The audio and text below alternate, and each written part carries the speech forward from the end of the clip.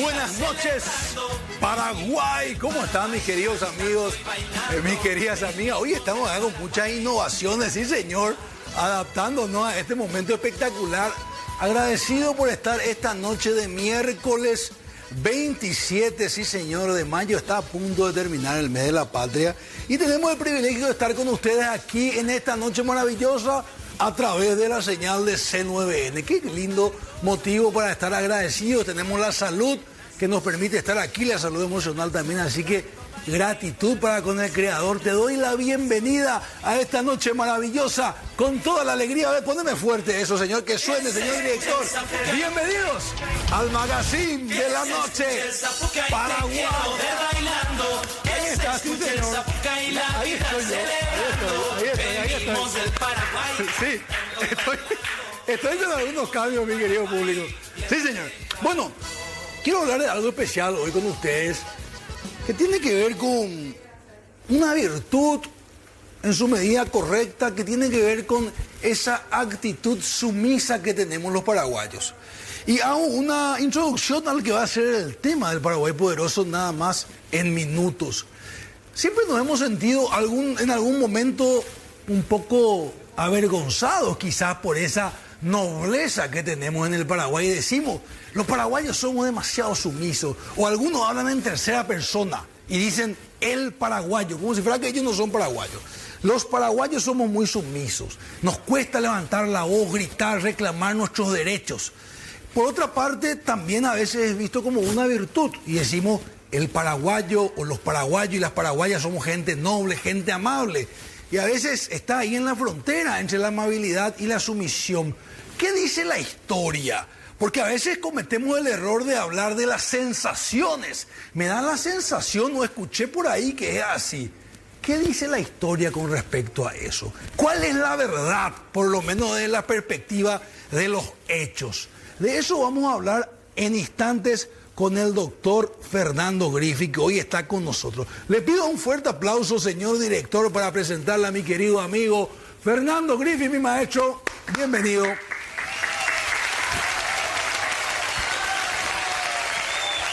estamos. Mi querido doctor. ¿Qué tal, Salim? Muy bien, ¿y vos? Estamos con algunas innovaciones lindas. ¿Verdad? Hay unas nuevas cámaras acá muy interesantes. Siempre los cambios son positivos. Sí, claro que sí. ¿Verdad que sí? Claro que sí. Mi querido doctor, este tema de las sensaciones es todo un tema, valga la redundancia, ¿verdad? Porque escuché alguna vez, o me da la sensación, ¿verdad?, de que los paraguayos somos, y las paraguayas, a veces demasiado sumisos. Yo creo que se confunde a veces un poco, Salim. A veces se confunde quizás mansedumbre con servidumbre. O quizás se confunde bondad con debilidad. Yo no creo que eso sea cierto. A pesar de que hay ideas instaladas, por ejemplo, la que instaló Rengel, te contaba hace un rato, Juan Rodolfo Rengel sería en castellano, ¿verdad? Un suizo que viene al Paraguay en 1818 y entabla cierta relación con el doctor Francia. Y en un libro que él publicó años después, él decía de que Francia alguna vez le dijo que buscase un hueso perdido en el cuello del paraguayo y a ver por qué agachaba la cabeza. Yo no creo en esa historia, o sea, yo creo que es un invento de Rengel o fue una broma del doctor Francia. Pero eso recoge, creo que lo primero que lo recoge es Helio Vera, en su famoso libro En busca del hueso perdido, allá por 1990 más o menos, recuerdo que haberlo leído, ¿verdad? Creo que ese año se publicó el libro. ¿Ah, sí? Sí. Pinado ya él. Pinado, sí. ¿Qué decía a grandes rasgos ese libro para aquellos amigos que no vieron? Bueno, usaba mucho el humor, que era una gran característica de él. Y hacía un poco de humor sobre ese hecho, ¿verdad? Pero realmente, Salim, para ser sincero, hay que desafiar esa creencia. Yo no creo que sea verdad. Yo veo en hechos históricos que contradicen seriamente esa idea. Y si, a ver, vamos a hacer algo que quizás no solemos hacer. Si uno hace un relevamiento, yo suelo hacer en redes sociales, de lopistas y antilopistas, más o menos 70% es lopista o pro López como héroe y un 30% es en contra. Según mi humilde sensación, le he preguntado a algunos colegas, amigos y me han dicho algo parecido. Si podemos inferir, ¿qué creemos los paraguayos en general? ¿Que somos gente en exceso sumisa? ¿Qué porcentaje cree eso? ¿Y qué porcentaje podría decir eso no es cierto? La verdad es que no sé, Salim. Pero la sensación. La sensación es que está dividida la cuestión. Porque en el fondo hay evidencias que a veces uno no puede racionalizar, pero lo puede sentir, ¿verdad? Yo creo que el que dice que el paraguayo es sumiso nunca fue funcionario público en un cargo de jefe para arriba. Mucho menos en un cargo ejecutivo. Ahí te das cuenta de que el paraguayo no es sumiso. A ver, un poco, doctor, discúlpame. Explícame un poquito mejor lo del funcionario público. Bueno, es un ejemplo, ¿verdad? No solo hablo del funcionario público, hablo de un cargo gerencial. Al paraguayo no le gustan las imposiciones. Tiene que estar convencido. Puede ser que no te diga directamente las cosas, pero conquistar su alma es muy difícil. Muy difícil. A ver, entonces, eso de no decir directamente me parece que hay algo importante ahí que hablar. Es que es más estratégico. A ver. Porque termina haciendo lo que quiere. En vez de enfrentarse directamente. No decimos, pero... Claro, bueno, vos sos empresario, vos sabés que tengo razón. Claro, los muchachos no te dicen en la cara. No. Entonces, ese es un hecho, ¿verdad? Yo creo que el que dice eso no solo no fue un gerente de empresa o director, jefe. Probablemente nunca se casó, Salim. También. Una paraguaya, ¿verdad? A riesgo de dormir afuera, hoy te digo eso, ¿verdad? Sí, parado. No, sumisos no. Yo creo que no conoce, sobre todo no conoce historia. A ver, vayamos a los hechos históricos.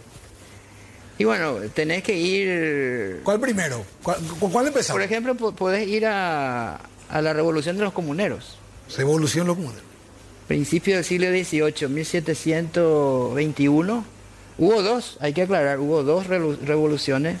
Una fue la continuación de la otra, así como la primera de la Segunda Guerra Mundial, ¿verdad? Hubo dos revoluciones de los comuneros. Así es. La primera fue en 1700. 1721, 1725. Y la segunda, 1730, 1735. Duraron 4 años cada una. Sí. Y muchas circunstancias, muchos muertos. Wow. Destierro. La primera protagonizada principalmente por José Antequera y Castro. Y la segunda por Fernando Mompox. Mompox. Ninguno de los dos nació en Asunción. Mompox nació en una ciudad que hoy se llama Mompos, en Colombia, en el estado de Bolívar, más o menos. Mira. Sí. ¿Qué hacía por estas tierras, che? Y bueno, te explico. Pero Antequera nació en Panamá, en 1580, en 1680. Entonces, ¿qué es lo que le trajo aquí a Antequera? Bueno, que los vecinos de Asunción le reclamaban al gobernador Diego Reyes de Balmaceda algunos trapos sucios, ¿verdad? Le reclamaban varias cosas, pero una de esas era que estaba casado con Francisca Benítez y Francisca Benítez era de Asunción. Y había una cédula real que prohibía a los gobernadores tener algún tipo de parentesco con la gente de la ciudad que estaba gobernando, porque querían evitar el nepotismo, las preferencias, ¿verdad? Entonces, para poder hacer eso necesitaba lo que se llamaba una dispensa de naturaleza, o sea, que el rey le diera permiso, pero él no tenía ese permiso. De hecho, él quebró un principio democrático que existía en el Paraguay, que ya hablamos algunas veces, la famosa cédula real de 1537, donde Carlos I, el rey Carlos I, que también era Carlos V, porque él era también, aparte de ser rey de España, era emperador del Sacro Imperio Romano, ¿verdad? El nieto de los reyes católicos. Okay. Y Carlos V o Carlos I A ver. ¿Le niega la cédula real? No, no, no. Carlos I edicta una cédula real permitiéndole a la gente de Asunción nombrar sus propios gobernadores. ¿Y por qué hizo eso? Y porque, ¿te acordás que el primer adelantado, don Pedro de Mendoza, sí, había venido ya enfermo desde Italia, donde contrajo sífilis?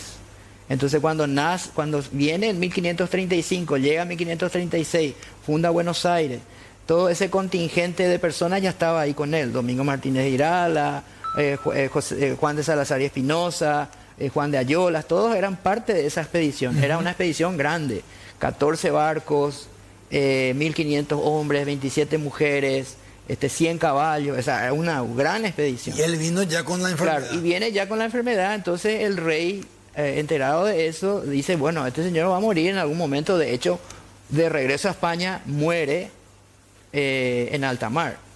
Entonces, ante esa incertidumbre, Carlos I dicta esa cédula real que dice, miren, ustedes nombren sus propios gobernadores, coma por esta vez. Pero acá los muchachos, ya ese coma por esta vez ya no leyeron nunca más. O sea, como que se tomó la atribución a Asunción, porque era legal nombrar sus propios gobernadores.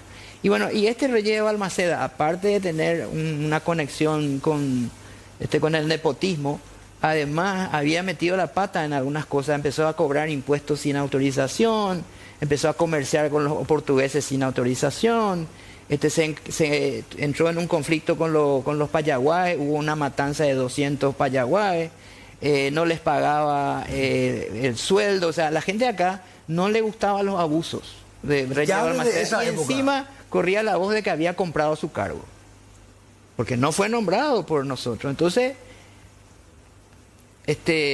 empezaron las revueltas y José Antequera de Castro, el panameño, es enviado acá por una de las instituciones del virreinato que es muy importante, que es la Real Audiencia de Charcas.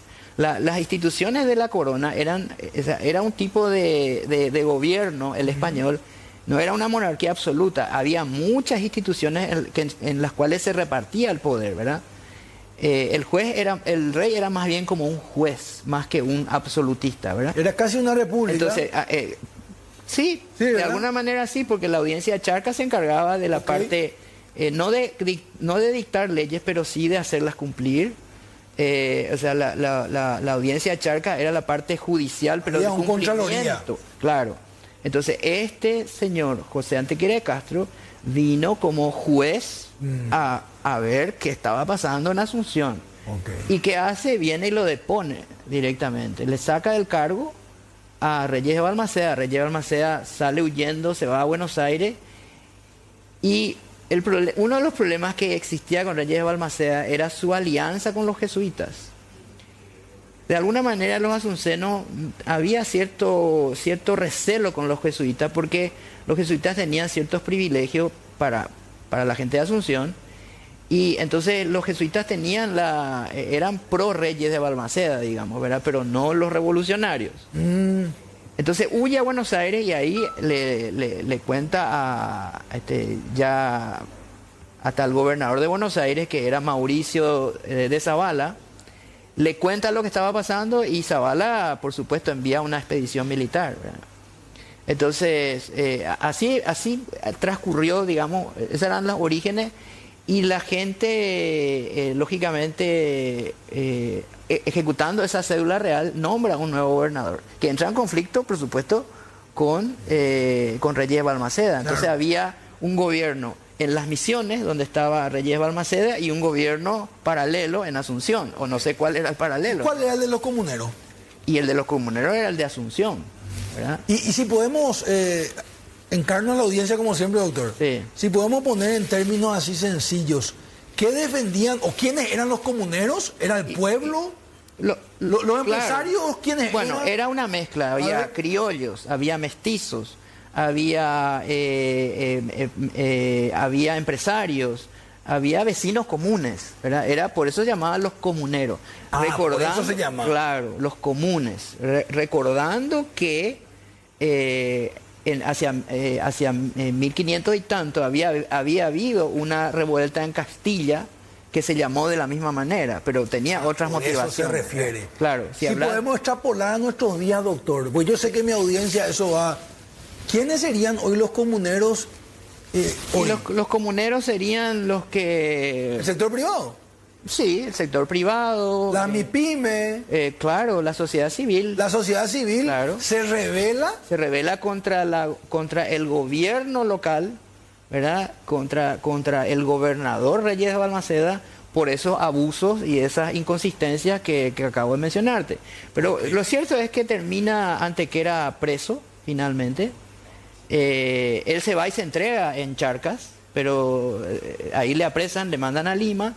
Y viene una ejecución, ¿verdad? Muy, muy dolorosa, porque la gente de Lima no le gustaba el tema, no, el virrey decretó decapitación, no era solamente degollado, sino decapitado. Entonces, de ida al cadalso, la gente empezó a tirarle piedras a los guardias, qué sé yo.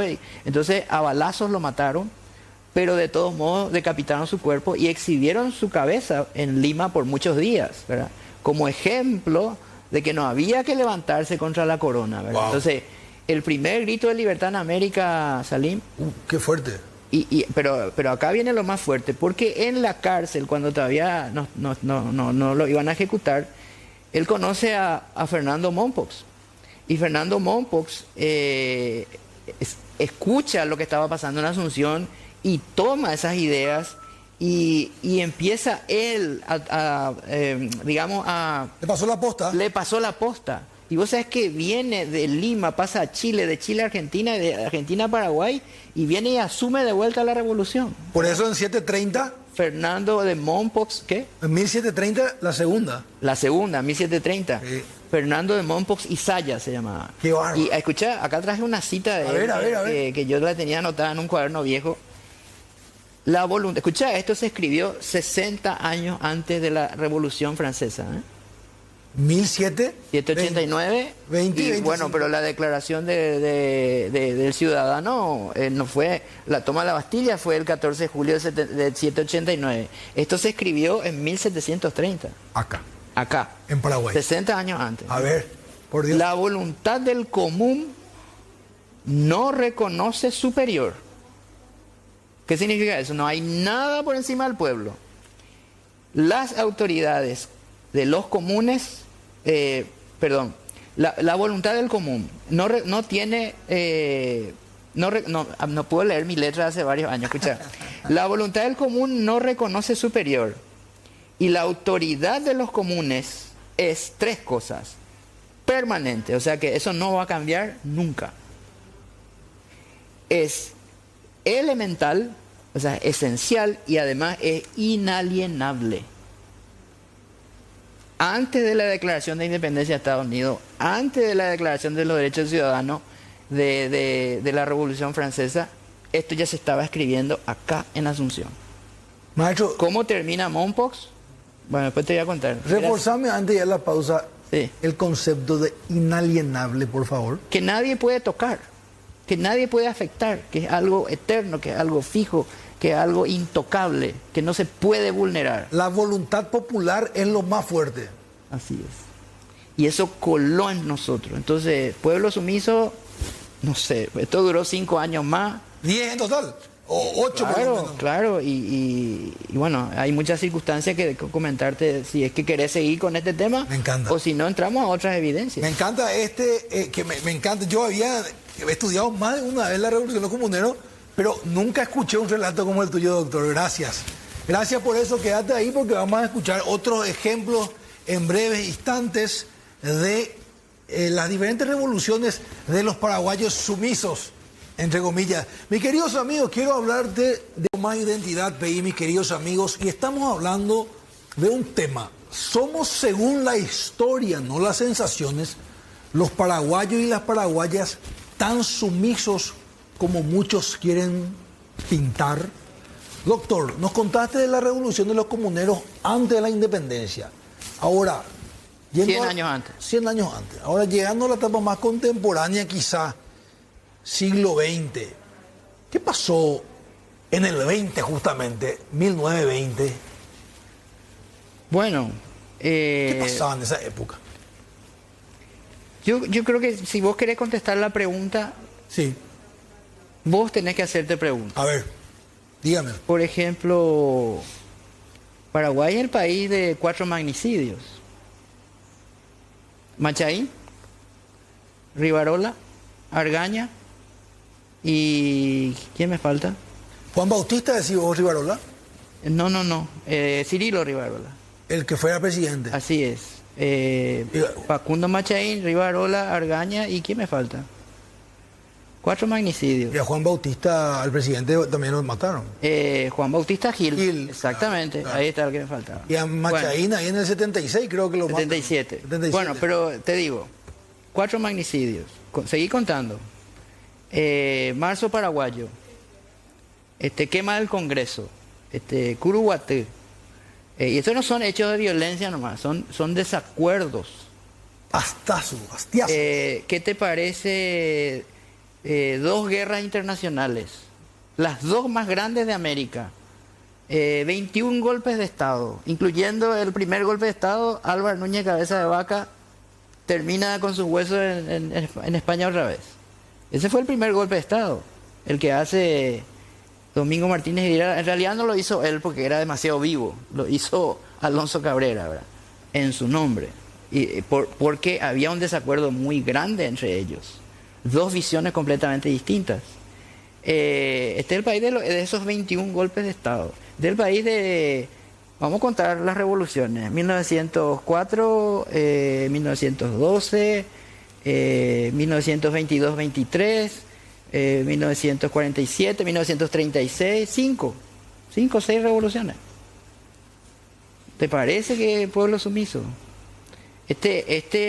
Asunción, Salim, ya que estábamos hablando de la revolución de los comuneros, Asunción con la revolución de los comuneros, la segunda, termina siendo excluida políticamente, porque ahí apenas unos años después, yo diría que 3, 4 años máximo, aparece el puerto preciso de Santa Fe como una obligación para todos los productos paraguayos. Había que bajar todos los productos ahí, meter en carreta y de en carreta a Buenos Aires. Y con un grande impuesto, las famosas alcabalas. Entonces, Asunción ya nunca más contó. Le sacaron todo el protagonismo porque Asunción era la rebelde. La rebelde. La rebelde, claro. La que no se dejaba someter. Yo te pregunto, Salim, si fuera cierto que somos sumisos, ¿no seríamos argentinos acaso? Como los isleños. Después del 70. Como fueron todas las demás provincias del Virreinato del Río de la Plata, menos nosotros. Yo te pregunto otra vez, Salim, si fuéramos sumisos, ¿cómo es que resistimos a las manipulaciones de Londres? Que no nos dejamos engañar con esas falsas independencias que se estaban generando desde Londres. 70 de los revolucionarios vinieron desde Londres, incluido San Martín. ¿Cómo si somos sumisos? ¿Por qué conseguimos? Si somos sumisos, ¿por qué fuimos el país más próspero hasta la guerra de la Triple Alianza?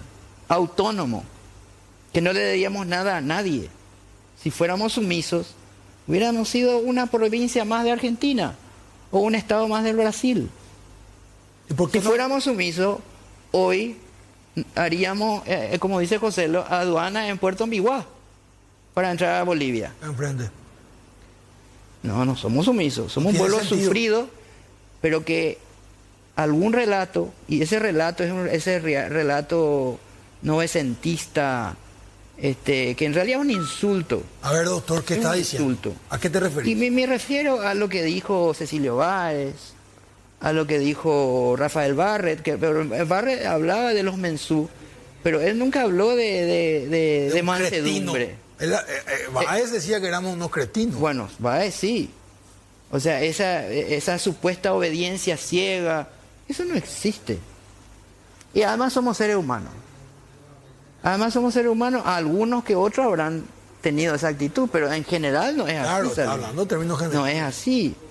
El paraguayo en general no es sumiso. Y acá te quiero hacer una pregunta, doctor. Cierro con esta la parte de si fuésemos sumisos y te hago una pregunta. ¿Por qué ese pueblo paraguayo sumiso, entre comillas, Sufrido, sí. no se rinde cuando le iba a ser mucho más fácil que venía el invasor? Buena pregunta. Pero era mucho más fácil. Yo siempre, para mí fue determinante pensar en Piribebuy. Era mucho más fácil rendirme si estaban 20.000 soldados aliados. López estaba en Ascurra. No tenía poder para... eso para mí fue determinante. ¿Por qué no se rinde esa gente? Claro, vos mismo te haces la buena pregunta, Salina. Porque no somos sumisos.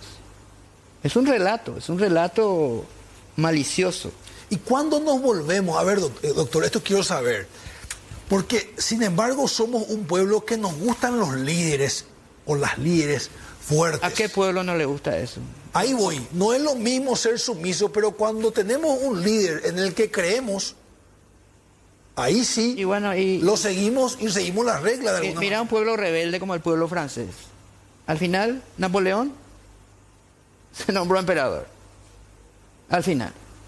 Y fue un líder al cual siguieron Hitler, el pueblo más educado de Europa en ese entonces. ¿Verdad? Igual le siguieron a Hitler. Entonces hay liderazgos que son muy atractivos. Pero nosotros no somos seres humanos, Salim. Pero llamarnos sumisos no es así. Asunción la rebelde. Mira, hoy el vecino de Asunción es rebelde. No es en los comuneros nomás. O esta no es la ciudad donde cada uno hace la vereda del estilo que quiere, con el material que quiere, a la altura que se le antoja y cuando quiere. O no es esta la ciudad que la gente hace eso. No nos gustan. Y eso no es simplemente desorden o dejadez. Eso es un sentido de autonomía que está en todos nosotros. Y que no es sumisión. Si fuéramos sumisos tendríamos, por ejemplo, un Estado abusador. Claro. Con 60% de impuestos como tienen otras naciones. Acá no. Eso es ser sumiso. ¿Verdad? Claro. ¿Verdad? Acá no, 10 y ni siquiera más de 10. Yo creo que hay gente que dice, y con esto te dejo, doctor, la conclusión, pero atende un poco esto que se me viene a la mente naturalmente. Decían alguna estrofa por ahí, Emiliano Ñenenoshishi, ¿verdad? Refiriéndose a la... Claro, no necesitamos que nadie nos... A veces hay gente nos que dice, halaguen. ¿por qué los argentinos son más de reclamar y nosotros no? Eso no tiene que ver con una cuestión de personalidad más Por que... supuesto. ¿Coincide? No somos histriónicos. Histriónicos. Sí, no nos gustan tanto los shows. escándalos, las cámaras. No nos gusta eso. Pero No, cuando tuvimos que levantar las armas, de sumiso no tuvimos nada. para nada. Hay un documento que me encantaría analizar contigo en programas siguientes. A ver. Yo te mandé un día. Dígame. Son las evidencias históricas de los 12 rasgos. Sí. Tengo. Ahí tenés. Tengo. Ni uno de esos es sumiso, Salim. Al contrario. Ok. Creo que la gente puede sacar su conclusión. Doctor, ¿cómo exhortamos al pensamiento crítico tan necesario hoy? En breve La vamos a ver. pregunta. Siempre A la ver. pregunta por delante. La pregunta. La pregunta es lo más importante, Salim. Que la respuesta... La calidad de tus pensamientos depende de vamos a decir claramente, la claridad de la manera como ves la realidad depende de la calidad de tus preguntas. ¿Querés ver la realidad en alta definición 4K? Hacete buenas preguntas. Y si no te haces buenas preguntas, no creas cualquier cosa.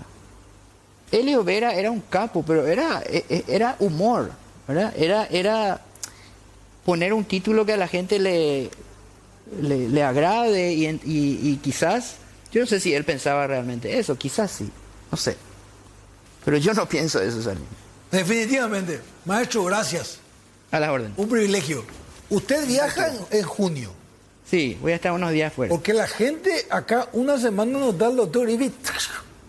Vos sabés que hay gente...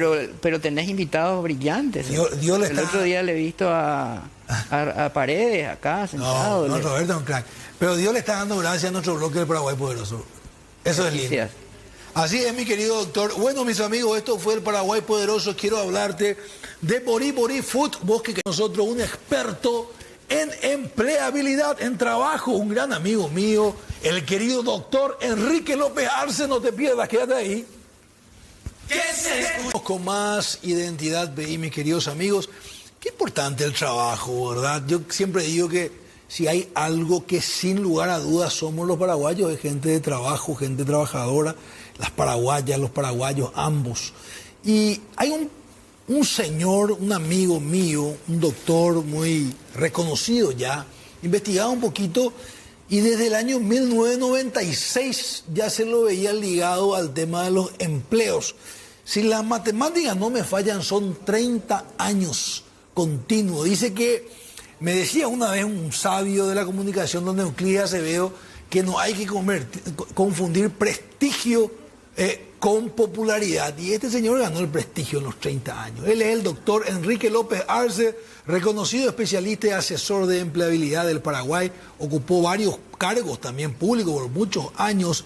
Allá tuvo unos 7 años, si mal no recuerdo, allá en el gobierno de Don Horacio y un poquito en otro gobierno, ampliamente identificado como un referente mediático en temas de mercado laboral y en el sector privado, asesorando. Nos hemos conocido nosotros buscando trabajo para mucha gente. Así que yo hoy, aparte de sacarle el jugo, le quiero rendir un homenaje a este señor y les pido un fuerte aplauso para el doctor Enrique López Arce. Gracias, muchas gracias.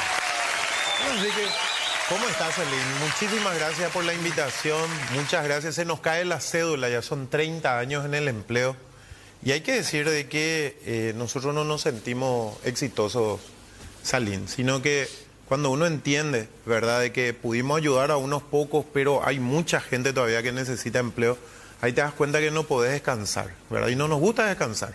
Igual que vos, nos gusta trabajar, nos levantamos temprano, nos acostamos tarde, porque entendemos que el tema del trabajo es un tema urgente, ¿verdad? Sí, ¿verdad? Y hoy podemos hablar de, digamos, de diversas situaciones y vamos a dar consejo a la gente sobre qué es lo que tiene que hacer si tiene una urgencia de conseguir empleo. Lo decías muy bien, el paraguayo sobresale por su laboriosidad. El paraguayo quiere, necesita trabajar. La manera de salir adelante es a través de un trabajo honesto, honrado. Y hay que decir de que es posible. Yo siempre digo, la gente me dice, don Enrique, todavía cuesta. Claro que cuesta, es cierto. Tenemos 177.961 paraguayos buscando activamente empleo.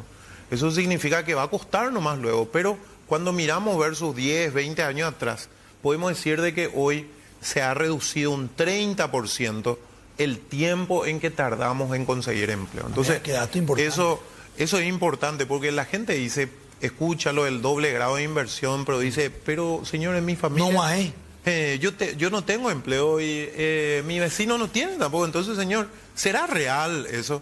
Y la verdad que es real, pero cuando miramos el bosque, ¿verdad?, vemos una parte verde, pero todavía hay una parte que está seca. Total. ¿Verdad? Mira, Enrique, vos tenés muchos datos y me parece... Quiero dedicarle 2 minutos a los datos y después quiero ir al presente. Contame del famoso PEA, que ahora es Fuerza de Empleo. Sí, Fuerza de Trabajo. Contame de eso y el subempleo. Quiero poner en buen contexto, si me permitís. Sí, claro que sí. Bueno, el Paraguay tiene 6.400.000 de habitantes, ¿verdad? Fíjate que dentro de lo que se llama hoy Fuerza de Trabajo, que antes era la población económicamente activa, tenemos 3.382.000 paraguayos. O sea, en edad de trabajar tenemos 3.382.000. Eso te muestra, digamos, la cantidad de gente joven que tenemos todavía saliendo. Nosotros estamos en un momento que se llama la primavera demográfica. Sí. Cuando miramos cuánta gente está buscando activamente empleo, es el desempleo abierto, un 5,3, 177.961. Tenemos 131.800 personas subocupadas. Trabajaron, pero quieren trabajar mucho más. Cuando miramos el empleo por sectores, tenemos 420.000 personas en el sector primario, el campo. En el sector secundario tenemos 279.000 personas en construcción, 360.000 personas en la industria. Cuando vamos al sector terciario, en comercio tenemos 900.000 paraguayos. Mucho, ¿eh? En servicio, no, ese debería estar más alto, Salim. Lo que pasa es que, digamos, el comercio, digamos, hoy está en cierta medida golpeada por el tema de la deuda impaga, ¿verdad? O sea, la farmacéutica, las constructoras, entonces, y otros sectores, digamos, tienen una deuda todavía, entonces todo lo que tiene que ver con el circulante. consumo, el circulante, eso pues decía. es un círculo, ¿verdad? Entonces cuando no se le paga a alguno, tampoco le paga a su proveedor, entonces comercio está, puede mejorar el comercio. ¿Y servicio, doctor? Servicio tenemos aproximadamente 860.000 paraguayos. Ahí nomás con el comercio. Ahí nomás con el comercio, pero el comercio siempre, digamos, es la pata fundamental del empleo. Otros del sector terciario, donde está la parte financiera, está muy bien, 397.000 paraguayos. Transporte también, tenemos 324.000 paraguayos asalariados públicos. Cuando dicen, ¿cuánta gente es lo que hay en la función pública? Bueno, hay 324.000 paraguayos. Tenemos 1.370.000 asalariados privados. Y si miramos, por ejemplo, esto hacia atrás en el 2020, digamos 6 años atrás, nosotros teníamos 1.101.000. ¿Qué Entonces, cosa? asalariados privados. Y hoy tenemos 370.000. Entonces ahí vemos que en 15 de promedio... ahí. En promedio tenemos cerca de 80.000 empleos asalariados nuevos todos los años, que es un número interesante y es positivo y tiene que ver con nuestro crecimiento. Pero recordar el número de 177.000 versus 80.000, o sea, aproximadamente nos falta todavía empleo para 100.000 paraguayos, entonces el emprendedurismo es más que necesario. Quiero ir a eso, doctor. Sí. A ver, a mí siempre me llama la atención este dato. Sí. Tenemos una idea que las grandes industrias va a venir, no sé, una fábrica gigantesca, una maquila. Sin embargo, vemos que algo así como el 3% de la fuerza de empleo son esas empresas gigantes. Sí, podemos ir a los números. Contame un poco de eso. Bueno, terminamos un poquitito lo que es nuestro mapa del empleo, Sí. 185.000 empleadores o patrones, 900.000 cuentapropistas. Eso es lo que hay que mejorar, Salim, porque ese cuentapropista pues no tiene ni seguridad social, no tiene seguridad de tener salario o al fin de semana o a fin de mes, y tenemos 219.000 personas en el Ese es el sector que doméstico. Oscuro, Claro, ya no sale, ya no puede vender. Es el vendedor de calle, el vendedor de ruta. 900.000. 900.000 para... En realidad 960, hermano. Casi 1.000.000. Casi 1.000.000. En algún momento llegamos a tener más de 1.000.000. Bueno, el gran desafío del Paraguay tiene que ver que nosotros tenemos 74% de microempresas. O sea, desde mi punto de vista, un error. Luego, nosotros siempre hablamos de MIPYME. Eso está mal. Porque no podemos comparar a la empresa mediana con la micro. La micro pues tiene hasta 5 trabajadores, poca facturación. La mediana es completamente diferente. Entonces, cuando nosotros le metemos igual a la mediana con la micro, es como que no le sectarizamos y no le damos prioridad.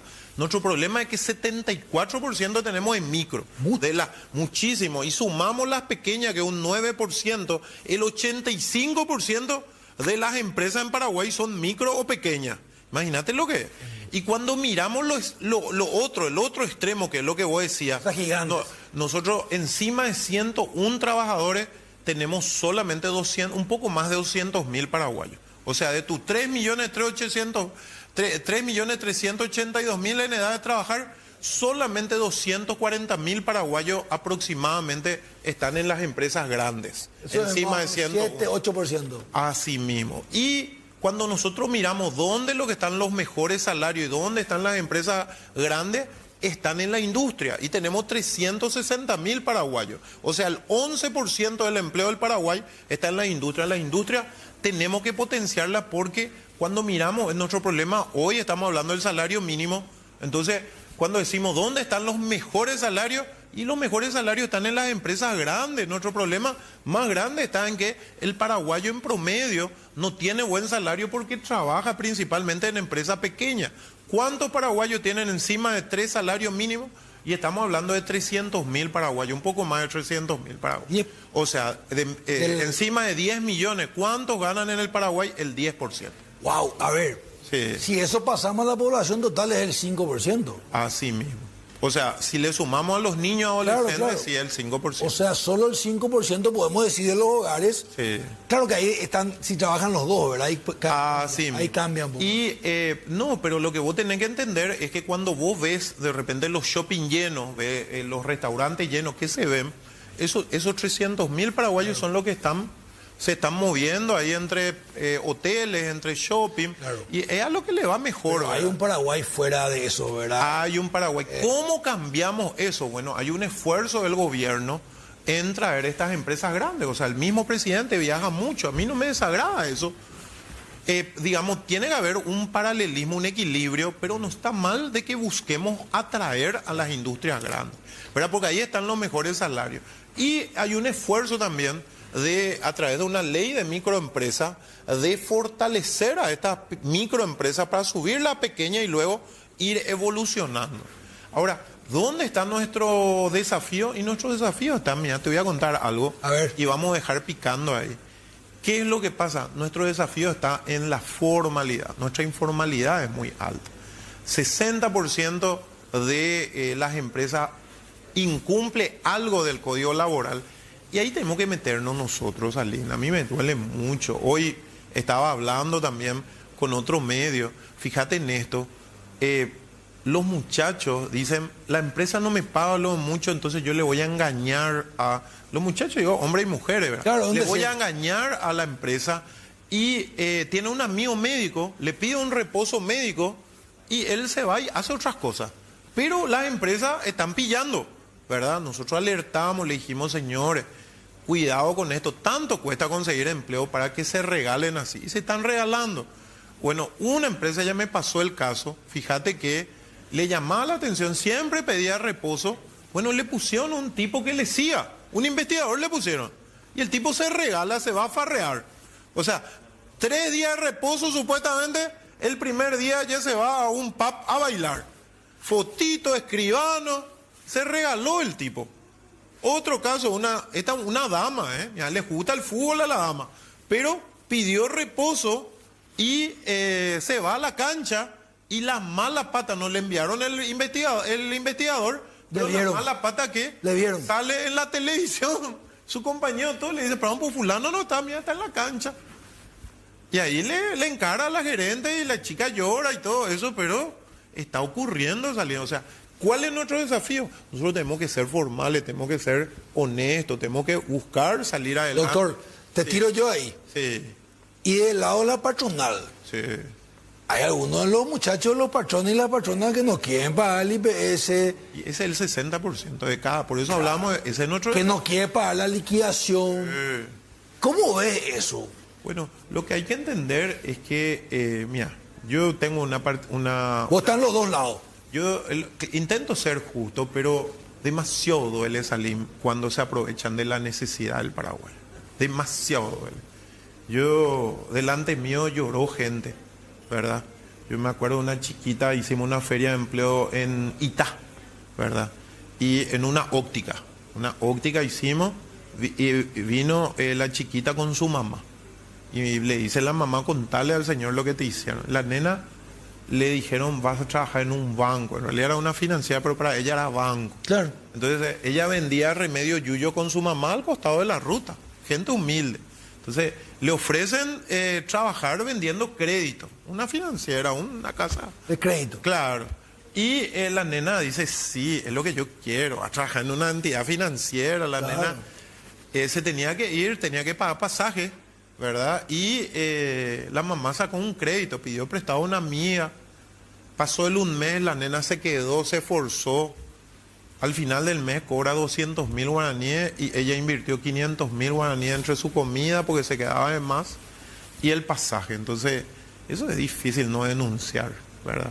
Es difícil no denunciar empresas que no quieren contratar mujeres que tienen hijos pequeños. Qué duro eso. ¿Verdad? ¿Existe eso realmente? Existe. Contame un poco, Bueno, doctor. nosotros tenemos, y ahí está la estadística, ¿verdad? A Tenemos ver. que poner la estadística. Fíjate que de los 131.000 paraguayos, el doble de los subocupados es mujeres. Estamos hablando más o menos de 40 versus más de 80.000 mujeres Que subocupadas. están buscando. Que tiene un poquitito de chamba y no consigue. Ah, la famosa changa. Sí, la famosa chamba, ¿verdad? Después vos tenés, nosotros teníamos 1.370.000 madres, ¿verdad? Imagínate, tenemos 1.370.000 madres, los cuales más o menos 500.000 están inactivas. O sea, 876.000 madres ocupadas tenés. Y de eso el número más alto es 290.000 cuentapropistas. Solamente 200.000 de esos 870.000 madres tienen algún tipo de salario. ¿Y el Entonces, resto? y el resto, 700.000 no consiguen. Entonces ahí vos te... ¿Y hay realmente una diferencia? Sí, hay, y si tenés, hay mamás que, mira, yo sé que le conozco a tu padre, excelente. Yo sé que ustedes son muchos que van a salir. ¿Cuántos son ustedes? En tu familia. En mi familia somos bastantes. Y yo, nosotros somos 6, ¿verdad? Una amiga me decía, don Enrique, nosotros somos 8, ¿verdad? Sí. Y fíjate que nosotros hicimos un estudio, pero cuando tenés de 3 hijos hacia arriba, muchas empresas ya te excluyen. O sea, la mamá que tiene hijos pequeños o que tiene 3 hijos, las posibilidades de conseguir empleo son menos del 30%, ¿sabes? Es una Hay realidad. un preconcepto, pero vos sabés que hay que romper eso, porque en realidad ese hijo pequeño es un feroz motor para la mamá.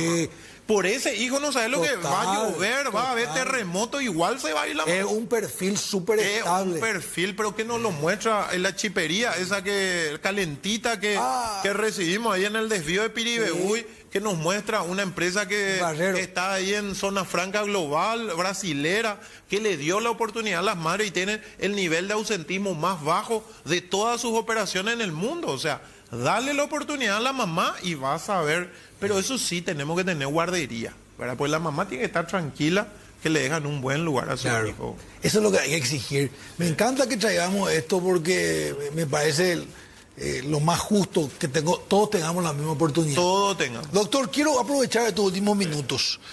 Esta famosa ilusión también que tenemos como pueblo a veces de que vamos a salir adelante yendo a la facultad. Después resulta ser que los datos que vos nos traes es que 5% de las empresas nomás son esas grandes. 74% son micros. Sí. Mi título universitario, todos queremos estudiar Derecho, Administración. ¿Cómo ves eso vos que estás en el campo de batalla, mi querido? Bueno, de cada 2 personas, 900.000 paraguayos pisaron aunque sea la universidad, ¿verdad? Tienen más de 13 años de estudio. Eso significa se fueron a la universidad. De esos, Salim, nuestro problema radica que de cada 2, 1 cambió de carrera. A mí me pasó, no sé si a vos te pasó que te fuiste a una carrera, después cambiaste. Sí, yo no ¿verdad? cambié de carrera, pero hice en partes. ¿Viste? Entonces, ¿qué es lo que ocurre? Nuestro problema, y yo tengo el desafío personal de hablar de los bachilleratos. Yo no tomé en serio mi bachillerato porque nadie me contó. Yo intento, porque nosotros nos preocupamos cuando va a terminar el colegio y ya nos preocupamos tarde. Ya estamos perdiendo 2-0 el partido. Vos tenés en el bachillerato, ya antes del bachillerato, ahí cuando tenés 11, 12, 14, ahí tenés que preocuparte. Inclusive, cuando miramos hacia afuera, que no está mal mirar hacia afuera, ¿verdad? No hay que descubrir la rueda. Vos ves que los niñitos ya tienen emprendedurismo, ya tienen robótica, acá en la región. Entonces, el bachillerato, si vos tuvieras un bachillerato de acuerdo a lo que vos querés, a vos ya te ayudaría, ya tendríamos menos gente que va tanteando en la universidad, porque en el bachillerato ya empezaron a tantear y ya se preguntaron. Nuestro problema es que nos preocupamos muy tarde del trabajo. Hay un porcentaje muy alto de nuestros jóvenes que salen del tercero de la media sin educación financiera, sin saber en qué es lo que quieren trabajar. Entonces ahí es donde no nos tiene que sorprender de que como tenemos un 60% de bachillerato social, humanístico, de ciencias básicas, que nuestros jóvenes se vayan todos para Derecho. Y encima la carrera de Derecho es la más barata. Entonces él dice, yo quiero seguir otra cosa, pero el bolsillo me dio para pagar Derecho, porque es el más barato, ¿verdad? Y queda bien en la familia, en el asado de los domingos, mi hijo es universitario, va a ser abogado, entonces queda bien, todo el mundo le aplaude. Pero al final el chico no quería seguir eso. ¿Y la salida laboral? Y la salida laboral no tiene. Nosotros somos el país, vos mencionaste hace cuánto estoy, y yo, mira, 20 años atrás, yo ya hacía 15 o 16 años atrás, yo ya hacía estudios sobre la carrera de Derecho y nosotros estamos en tercer lugar con la mayor cantidad de abogados. Hoy le superamos a Costa Rica. Somos el país que tiene más abogados por cada 100.000 habitantes. Wow. Tenemos problemas que miramos hacia atrás y decimos, enfermería pero enfermería era una década, no, que una década, Yo digo, 50 años atrás iban nuestros enfermeros, enviaban dólares, euros. Hoy tenemos 3.000 enfermeros porque están mirando todavía una foto vieja. O sea, tenemos 2.000, perdón, porque en la pandemia pudimos ¿Y meter... cuántos están sin trabajo? 2.000. 2.000 están sin trabajo. Y es una de las carreras que más gente tiene en el interior del sigue país. egresando la gente. Sí, y lo mismo radiología. Y tuvimos una carrera como criminalística, hermano, que no había empleo en el Paraguay. Y los chicos estudiaban por una película que se llama CSI, que es una serie que... Y ahí te das cuenta que nos falta información. Y con lleno de ilusión, ¿verdad? Y después vos tenés el saque hoy de la IA, la inteligencia artificial, donde nosotros no hablamos todavía de la IA. Y ahí encontrás de que hoy en el mundo, yo estaba hablando hoy con la gente con varios referentes, dueños de empresas de la Cámara de Software, y me dice, Henry, nos está preocupando porque Paraguay tiene más de 500 paraguayos que con inglés programan al exterior y de a poco se está acabando ese nicho. O sea, hay un porcentaje alto de la programación que ya no se está contratando. Ya no se está contratando. Ya no se está contratando. Y me dicen dueños de... Lo que pasa es que normalmente las empresas de informática tienen también sus estudios, o sea, su instituto. Claro. Entonces me dicen, mira, yo tengo gente muy buena que tiene inglés, es programador, pero no le están contratando ya más del exterior por el tema de la IA. No es que va a desaparecer, pero se está especializando. ¿Qué va a pasar con el periodismo? O sea, en algún momento va a haber un Salim Saledma de IA acá. A la pinta. Y probablemente contando noticias, sí. Pero no va a bailar.